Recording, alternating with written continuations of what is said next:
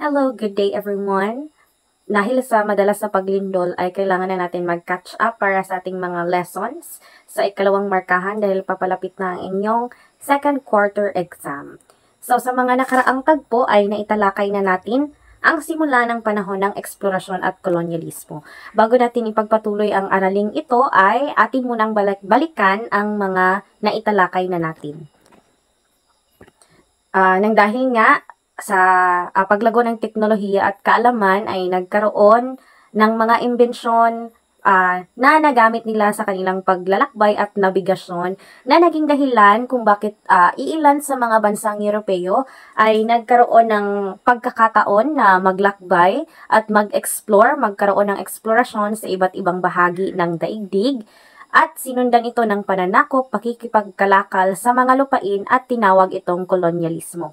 So, as we go on with our lessons, tatalakayin rin natin ang kaibahan ng kolonyalismo sa imperialismo.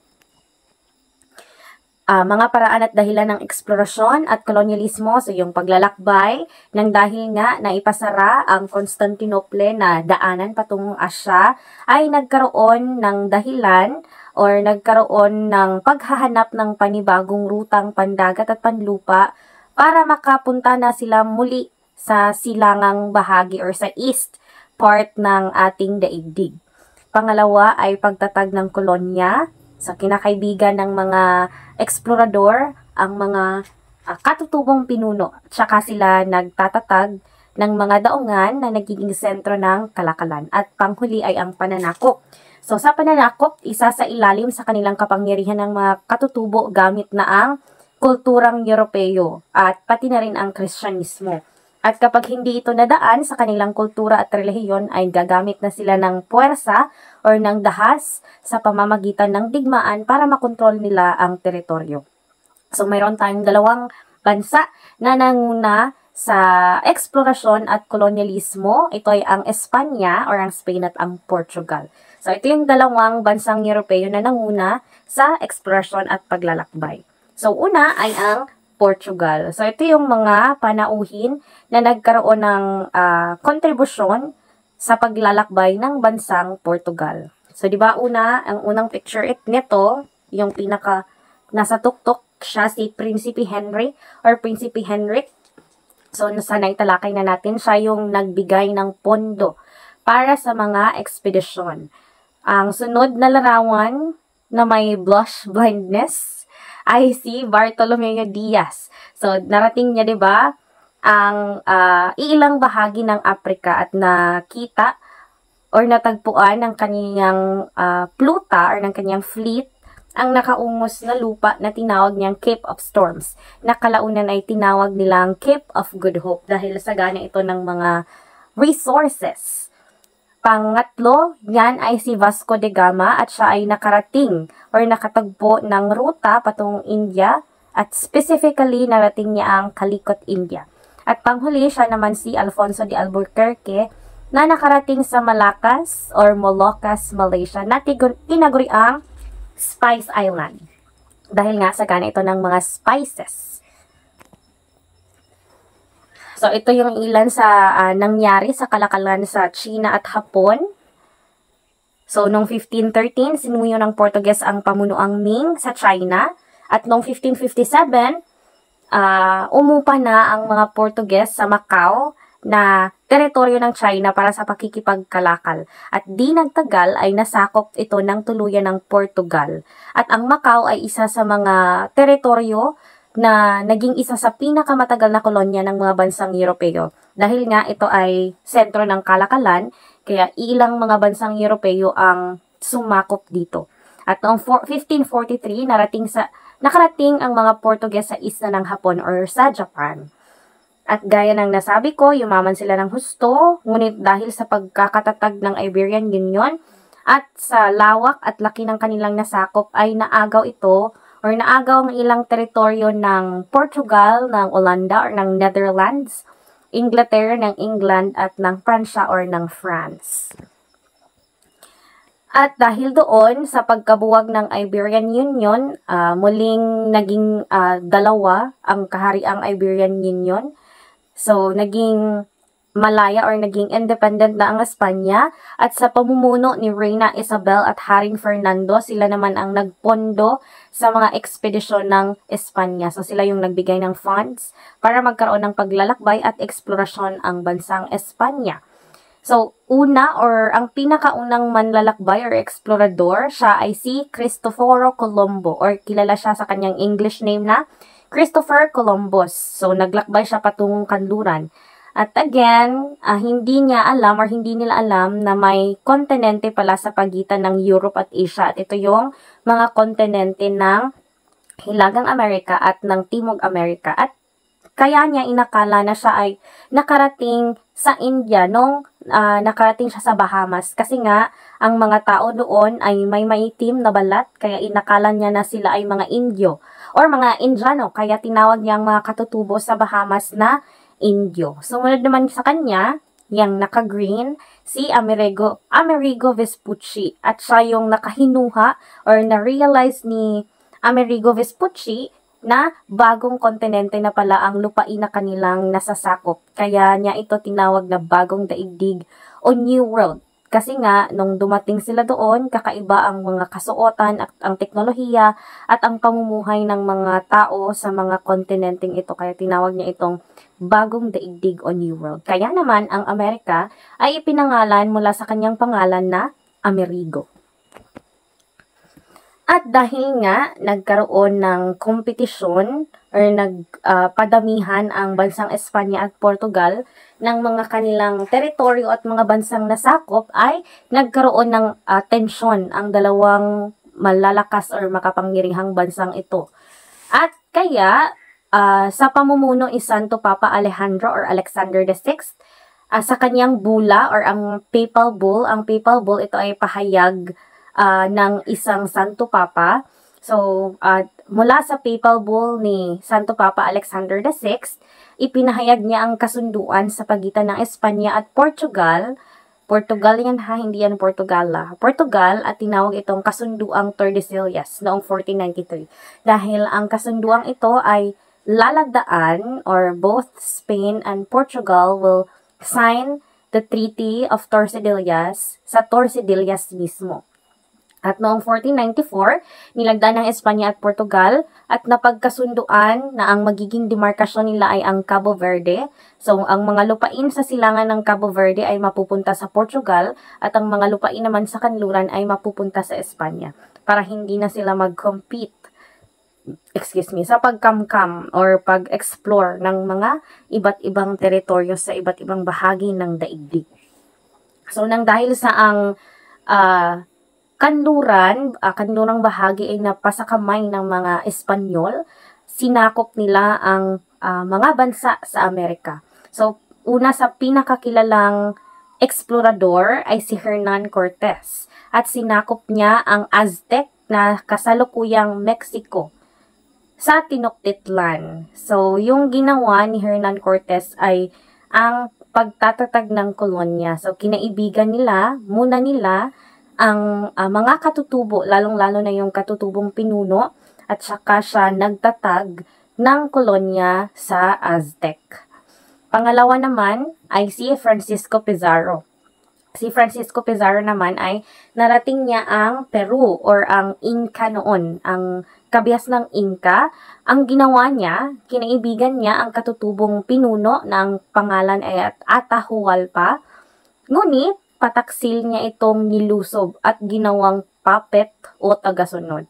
So, sa pananakop ni Francisco Pizarro, ginawa niyang parang tuta si Atahualpa. Although, hindi niya sinakop literally yung Inca, ginawa naman niyang tagasunod si Atahualpa. At yun nga, pataksil niya itong nilusob. Akala ni Atahualpa ay yung kanilang pagkikita ay magiging isang pagkakaibigan na pagkikita. Pero, yun nga, tinaksil siya ni Francisco Pizarro at ginawang tagasunod. At may ilan ring mga Europeyong nakarating sa dagat Pasipiko. So, kagaya ng nasabi ko noon, ang pluta or ang fleet ni Ferdinand Magellan, sila ay napadpad lamang sa dagat Pasipiko kasi nga nang dahil sa masamang panahon or nagkaroon ng bagyo noon. Kaya sila napunta sa dagat Pasipiko.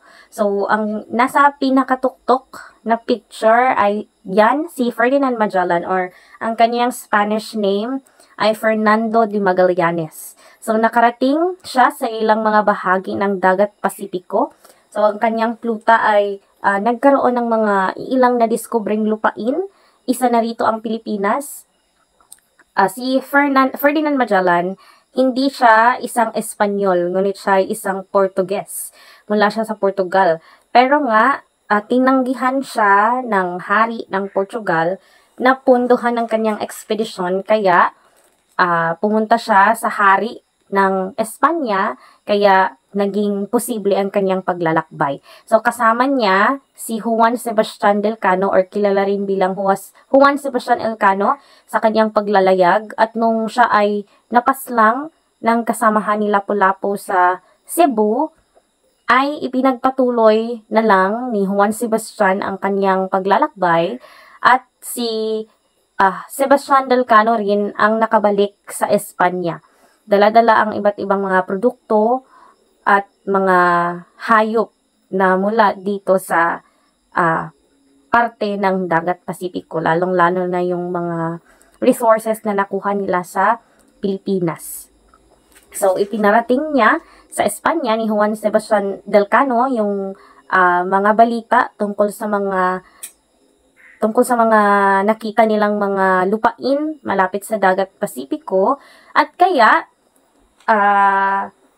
nagtatag na ng kolonya sa Asya ang Espanya, at ito ay ang Las Islas Filipinas sa pangunguna naman ni Miguel Lopez de Legazpi. So, si Miguel Lopez de Legazpi na yung bumalik dito sa Pilipinas para magkaroon sila ng opisyal na kolonya sa ating bansa. So, hindi naman basta-bastang nagkakaroon ng kolonya ang isang kaharian. Kailangan muna nilang magtatag ng kolonya. So, yun yung ginawa ni Miguel Lopez de Legazpi. At ang naging sentro ng kalakalan ay ang Manila, or yung Maynila. So, nang dahil sa iba't ibang mga paglalakbay ng mga bansang Europeo, ay nagkaroon ng kalakalang transatlantiko. So, tinatawag itong transatlantiko kasi ang paglalakbay na ito ay dumadaan sa karagatan ng Atlantiko.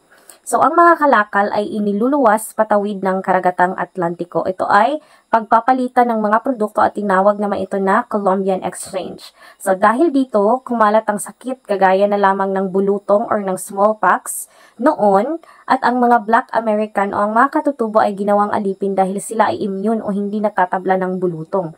So, ang ginawa ng mga bansang Europeo, nang dahil sa kanilang paglalakbay, ay nakapagdala sila ng sakit sa kanilang mga bansa. At ito yung smallpox. So, kung sa previous natin na naranasan noong 2019, ito yung COVID. Isa rin itong pandemya.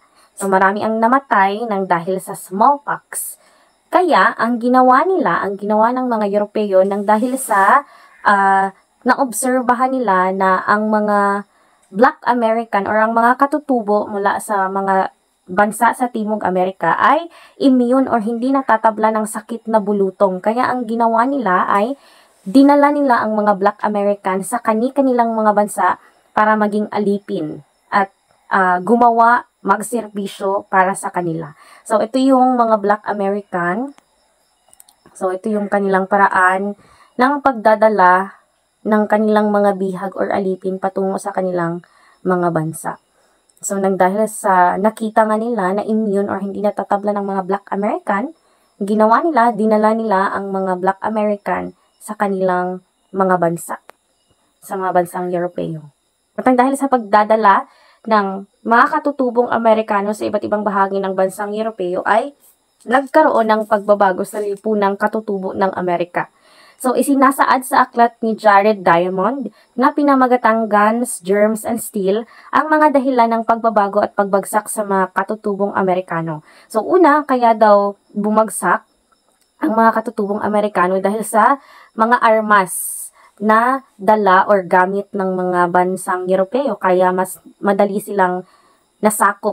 Ang mga mananakop mula sa iba't ibang bansa ng Europeo ay may mga armas, may mga baril, kaya madali silang nagapi or nasakop. Pangalawa ay ang germs. So, ito yung sakit na dala ng bulutong or ng smallpox. Nang dahil sa pagkalat ng sakit ay marami ring mga katutubo ang namatay. At panghuli naman ay ang steel or ang paggamit nila ng steel na isa rin sa mga sangkap na paggawa ng mga armas noong mga panahong iyon. So, ito yung mga rason kung bakit bumagsak ang mga katutubong Amerikano. At dahil sa mga nangyari, kagaya na lamang ng smallpox, ang pagdala ng mga Black American or mga katutubong Amerikano sa mga bansang Europeo ay nagkaroon ng pagbabago sa lipunan. So, ito yung 6 na antas ng uri ng tao sa kanilang lipunan. So, ang nasa pinakatuktok or ang may pinakamataas na antas ay ang mga Europeo mula sa Europa. So, sila yung mga Espanyol, mga Portuges na namula mismo sa kanilang mga bansa. So, sila yung mga nasa pinakatuktok or may pinakamataas na rank. Sumunod sa kanila ay ang mga Creole. Ang mga Creole naman, sila ay Europeo na ipinanganak sa mga kolonya. Say for example, may Espanyol na ipinanganak dito sa Pilipinas. So dahil sa ipinanganak na siya sa Pilipinas na kolonya ng Espanya, ang turing sa kanya ay Creole. So siya ay may pangalawang antas sa lipunan. Pangatlong antas naman ay ang mga mestizo. So halimbawa, or sa mestizo, ito ay ang mga Europeo at tugong katutubong Amerikano. So, halimbawa, ikaw ay mula sa Pransya at nagkaroon ka ng anak or ikaw ay nakabuntis or nabuntis ng isang dugong bughaw, kagaya na lamang ng mga nakatira sa United States of America. So, ang magiging anak ninyo or magiging anak ng Europeo at ng dugong katutubong Amerikano ay magiging mestizo. Pang-apat naman ay ang mga mulato. Ang mulato naman, ito ay ang dugong Europeo at dugo ng Afrikano. So, kapag ang isang European ay nagkaroon ng anak mula sa mga Afrikano, ang tawag doon ay mulato. Pang-5, sa pinakamababang antas ay ang mga katutubong Amerikano at panghuli ay ang mga aliping Afrikano. So, nang dahil sa mga nangyari ay nagkaroon ng pagbabago sa lipunan ng mga katutubo ng Amerika. So, ito yung kanilang antas ng buhay. At pumasok rin ang Kristyanismo. So, ang mga katutubo ay pinaalis sa kanilang mga komunidad sa patakarang reduksyon. So, kapag ang inyong pamayanan, halimbawa, kayo ay nasa iba't ibang bahagi na inyong pamayanan, lalong-lalo na kapag kayo ay nasa mabundok na bahagi. Diba, hindi naman kayo nasa iisang lugar lamang. So, ang ginawa ng mga bansang Europeo or ng mga Espanyol at ng Portugal, ang ginawa nila ay ginamit nila ang patakarang reduksyon na kung saan tinitipon nila sa mga komunidad ang mga katutubo para mas mapadali ang pagkolekta ng buwis at gayon na rin ang pagpapakalat ng Kristyanismo. So, ang ginawa nila, yung mga nasa iba't ibang bahagi ng komunidad, ay tinipon nila sa isang mas accessible na area para doon na sila magkolekta ng buwis at mag-preach ng kanilang relihiyon. So, doon din nag-umpisa ang mga barangay. So, yun yung start ng pagkakaroon ng mga barangay, yung patakaran nila ng reduksyon. Ganon din yung ginawa nila dito sa Pilipinas. So, yung mga nasa mabukid or malayong bahagi ng komunidad ay tinipon nila sa sentro na mismo ng community para doon na maganap ang pagmisa, pagkolekta na rin ng kanilang mga buwis. Yun ang naging dahilan ng pagkakaroon ng mga barangay. So, si Bartolome de las Casas naman, isiniwalat niya ang mga kagagawa ng kanyang kapwa Europeo. Paano nila inabuso yung mga katutubong Amerikano, pati na rin yung mga katutubong Aprikano. Ano yung mga ginawa nilang torture at pang-aapi sa mga katutubong iyon. So, yun ay in-expose ni Bartolome de las Casas. So, isa siya sa mga mababait or may mabubuting puso na manlalakbay or mananakop. So, yun ay sa bahagi ng Amerika. At ang mga Asyano din ay may mga karanasan sa panahon ng eksplorasyon at kolonyalismo. So, ang Asya bago ang ika-16 na siglo. So, before the colonizers, bago pa ang mga mananakop, ay may kaharian na sa Asya. So, bago pa sila nasakop ng mga eksplorador, ay mayroon ng kanya-kanyang kaharian sa Asya. At ito ay ang Ming sa China, ang Joseon naman sa Korea, at ang Mughal at kahariang Turko naman sa gitnang Asya.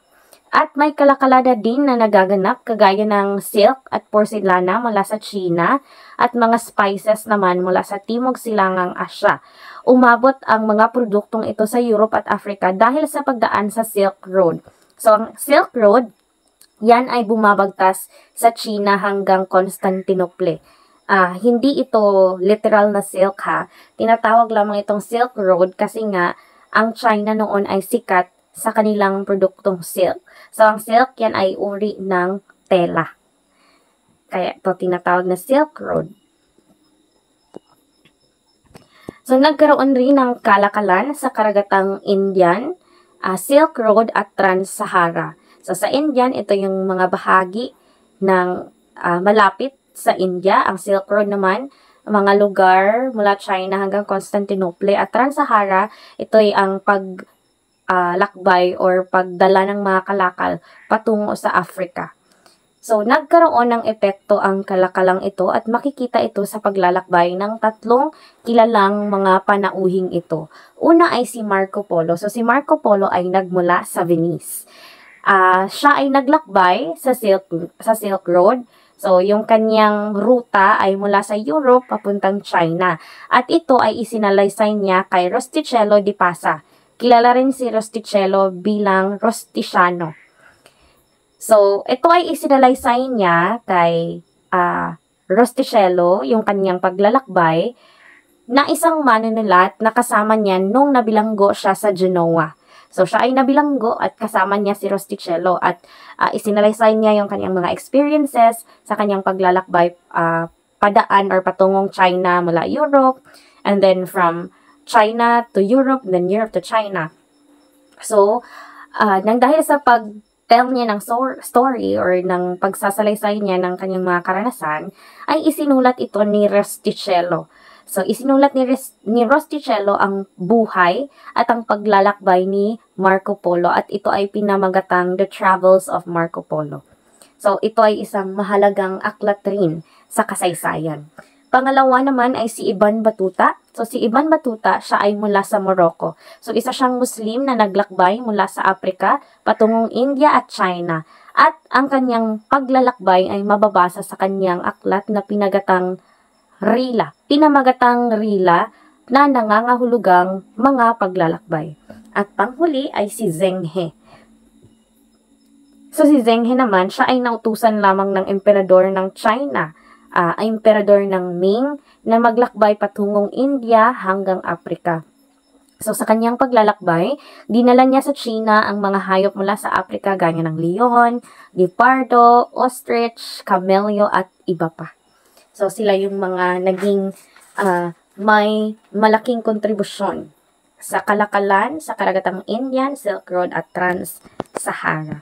So, ang unang larawan, yan ay si Marco Polo, pangalawa naman si Ibn Battuta, at panghuli yan ay si Zheng He. So, ang kanilang paglalakbay ay nagkaroon ng malaking ambag or kontribusyon para malaman natin ang kasaysayan na sa China, sa India, at Africa, at iba pang bahagi ng Trans-Asia or ng iba pang bahagi ng India, Asia, at Africa. So, nagkaroon ng iba't ibang mga tugon sa kolonisasyon at pananakop ng mga Europeyong bansa. So, may ilang mga parte sa Asia na nagkaroon ng tugon or answer para sa mga pagsakop ng mga bansang Europeo. So, una ay ang Imperyong Mughal ng India. So, ang India at kabuuan ng Timog Asya noon ay binubuo ng maliliit na kaharian na may kanya-kanyang kultura. Noong 1526, 3 dekada matapos marating ni Vasco da Gama ang India, so diba si Vasco da Gama narating niya ang Calicut, India, bumagsak ang pinakamakapangyarihang kaharian sa India, ang Sultanato ng Delhi. Sa kamay ni Babur. So, si Babur ay isang Turko. At ang Sultanato naman, ito ay uri ng pamamahala na ang pinuno ay isang sultan. So, sa loob ng 2 siglo, ang mga inapo ni Babur ay napag-isa ang mga watak-watak na kaharian ng India hanggang sa nabuo nila ang Imperyong Mughal. So, yung mga inapo or yung mga next generations na ni Babur ang nakabuo ng Imperyong Mughal. So, ang dominanteng relihiyon sa ilalim ng Mughal ay ang Islam. Ngunit, iginalang naman ng mga unang emperador ang relihiyon at kultura ng mga nasasakupan nito. Ngunit sa kasamaang palad ay hindi ito nanatili at hindi ito nagtagal. Ipinag-utos ang sapilitang pagsunod sa Islam sa lahat ng mga mamamayan. Dinurog nila ang mga templo at pinatay ang mga debutong Hindu, Budhista at Sikh na nagpahina sa otoridad nila sa mga mamamayan. At nang humina ang kanilang authority or yung kanilang otoridad, ay ginamit ito ng mga Europeo upang sakupin ang imperyo ng Mughal or ang imperyo ng India. So mula ika-17 siglo, nagtatag ng kolonya ang mga Portuges, Olandes, Pranses at Ingles sa baybayin ng India at kinontrol nila ang kalakalan dito. Nang magsimulang lumaban ang mga kahariang Indiano laban sa pamumuno ng Imperyong Mughal, ang mga Europeo ay nagbigay ng mga modernong armas at mga sundalo para sa labanan. So, tinulungan ng bansang Europeo ang Imperyong Mughal para kalabanin ang ilang mga nagrebeldeng Indiano sa pamumuno ng Imperyong Mughal. So, sa pagtatapos ng ika-18 siglo, tuluyang humina ang Mughal at ang buong India ay nahating muli sa maliliit na kahariang direktang hawak o impluensyado ng mga Europeo. So, yung kanilang naging tugon ng mga Indiano nang dahil sa tulong ng mga bansang Europeo ay nalabanan nila ang Imperyong Mughal at nabawi nilang muli ang kanilang mga kaharian. So, yung iba, direktang hawak or napasakamay muli ng mga kahariang Indiano at yung iba naman ay impluensyado na ng mga Europeo. Since yung mga bansang Europeo rin ang tumulong sa mga kahariang Indiano para mabawi ang pamumuno mula sa Imperyong Mughal. So, yun yung kanilang naging tugon. Nilabanan nila ang Imperyong Mughal para mabalik sa kanilang mga kamay ang kaharian or iba't ibang kaharian ng India. Pangalawa naman ay Hapon sa ilalim ng mga Tokugawa. Ito naman yung tugon ng Hapon sa pananakop. So, tulad din ng India, ang Hapon noong ika-16 na siglo ay binubuo ng mga maliliit na teritoryo na pinamumunuan naman ng mga daimyo. So, ang kanilang tawag sa kanilang pinuno ay daimyo o Panginoong may lupa. So, although ang teritoryo or ang Hapon ay pinamumunuan ng emperador, hindi ang mga emperador ang may hawak ng kapangyarihan mismo sa buong bansa ng Hapon or bansa ng Japan. Sila lamang ay nagsilbing parang mediator or tinuturing din silang mga Diyos ng mga tao noon sa Japan. Kaya hindi sila, yung mga emperador, hindi sila yung totally naging leaders sa kanilang bansa. Ngunit ang mga daimyo. So matapos ang halos 2 siglo ng digmaang sibil noong panahong tinatawag na Sengoku, napasailalim ang Hapon sa pamumuno ng daimyo na si Tokugawa Ieyasu. Tumulong din ang mga Europeo sa bawat panig sa pamamagitan ng pagbebenta ng mga baril, kanyon at iba pang armas. So kagaya ng nangyari sa India, tinulungan rin nila ang digmaang sibil within Japan or sa bansang Hapon sa pamamagitan ng pag-supply nila ng mga armas. At sa panahon ding ito, dumating ang mga Portuges at Espanyol upang ipakilala ang Kristyanismo sa mga Hapones. So, 'di ba, yung mga kontra-reformasyon na nangyari, isa doon si San Francisco Javier na naglayo na ipakalat ang Kristyanismo sa mga bansa ng China, India at ng Japan. So, isa si San Francisco Javier sa mga nagpakilala ng Kristyanismo sa mga Hapones or sa mga Japanese. So, nang matapos ang digmaan, ay kinilala si Ieyasu bilang shogun. So, kapag familiar kayo sa Naruto, ito yung naging basihan nila, yung kasaysayan, yung shogun, 'di ba? Mga shogunate. So, si Ieyasu ay tinaguri ang shogun or pinakamataas na daimyo at protektor ng emperador. At nakita niya ang bantang dulot ng pagpasok ng Kristyanismo sa bansa, gaya na nangyari sa Pilipinas sa kalagitnaan ng ika-16 na siglo. Sa panahong ito ay kalat na sa buong mundo ang pagsakop ng Espanya sa Pilipinas. Kaya ikinatakot ito ng Japan na baka mangyari rin sa kanila ang nangyari sa Pilipinas. Kaya ang ginawa nila noong panahon pa ng Singoko, ang mga misyonerong tulad ni San Francisco Javier ay nagsimula na sa pagpapalaganap ng Kristyanismo.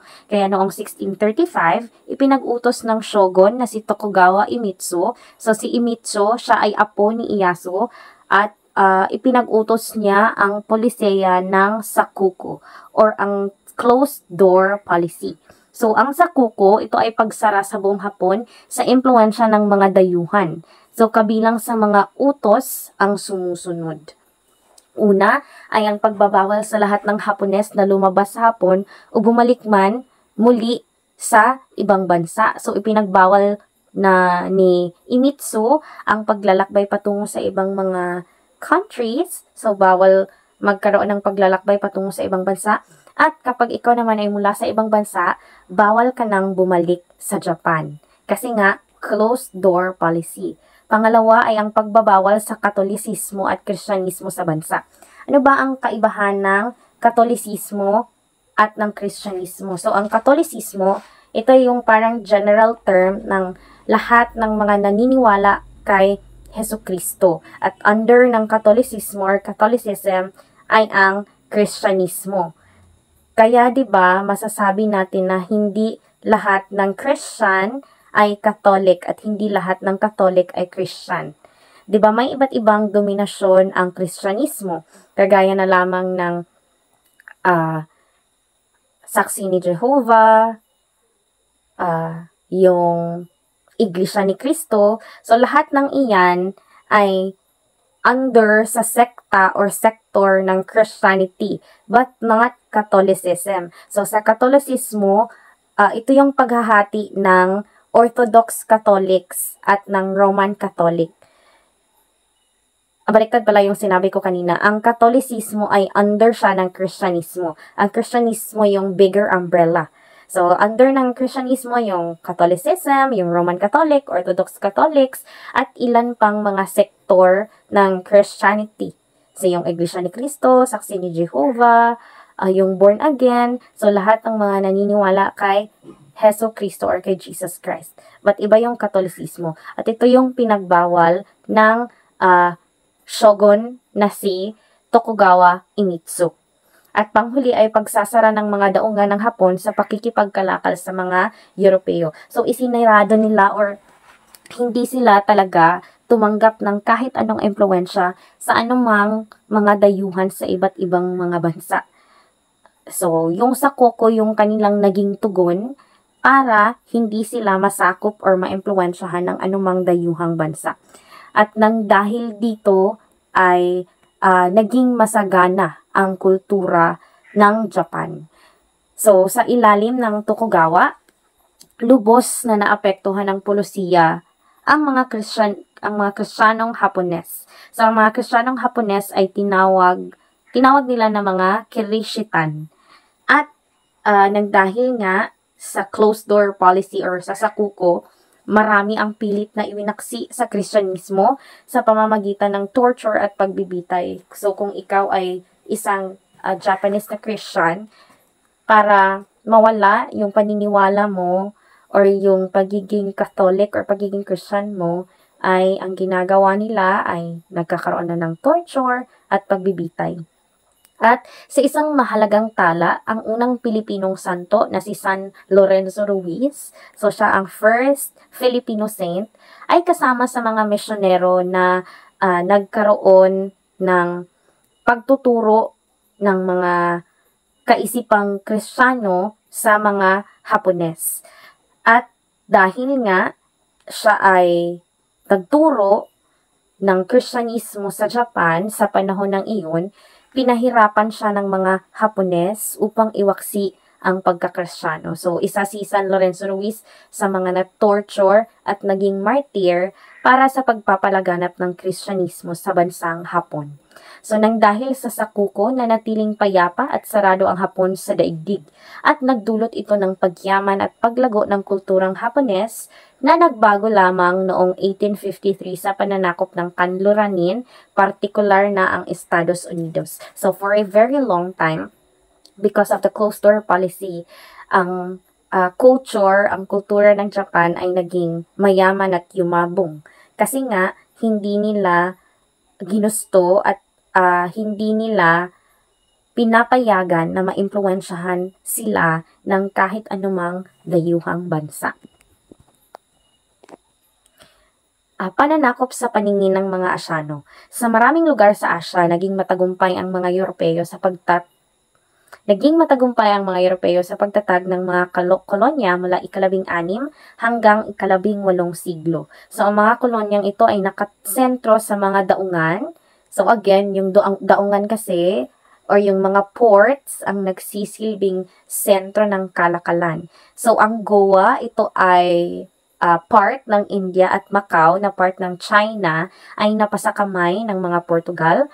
Ang Manila ay napasakamay ng Espanya. Ang Batavia or ang Jakarta, Indonesia ngayon ay napasakamay ng Olanda or ng Netherlands. At ang Singapore naman ay napasakamay ng Britanya.